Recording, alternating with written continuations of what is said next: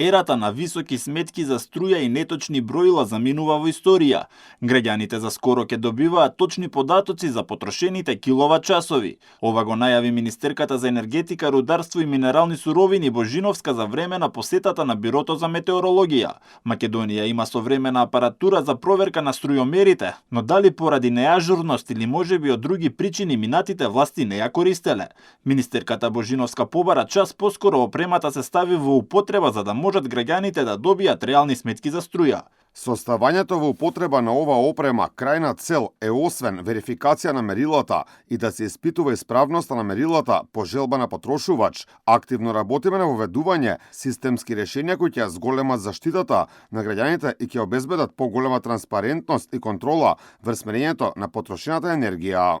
Инаку станува збор за трофазен систем за мерење на електричната енергија кој повеќе од 7 години собирал прашина, бил неупотребуван и депониран во подрумските простории на Бирото. Со оваа мерка граѓаните ќе добијат можност за независна проверка на исправноста на своите броила директно во државна институција.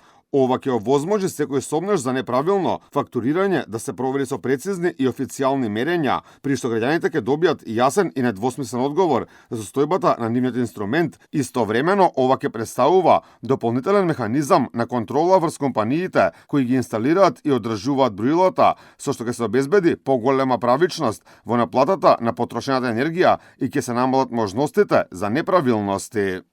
Од раководството на Бирото уверија дека за брзо ќе биде распишан тендер за проверка на функционалноста на опремата и веднаш потоа ќе биде пуштена во употреба.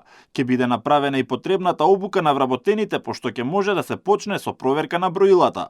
Инаку голем број од граѓаните реагираа на високите сметки за струја кои ги добија изминатите месеци.